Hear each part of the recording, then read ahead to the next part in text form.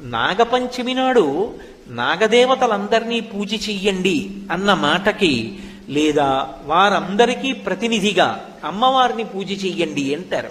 ఎందుకు అమ్మవారిని పూజ చేయడం? శ్రావణ మాసం ప్రత్యేకించి ప్రకృతి సంబంధమైన పూజలు. అసలు లక్ష్మీదేవి యొక్క మొదటి నామమే ప్రకృతి. అందుకే ప్రకృతిం వికృతిం విద్యాం అని కదా మొదలు పెడతాం.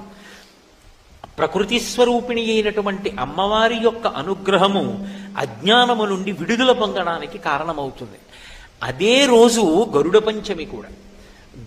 గరుత్మంతుడు ఏం చేస్తాడు అంటే బాహ్యంలో పక్షి రూపంలో ఉంటాడు అని మనం చెప్తాం.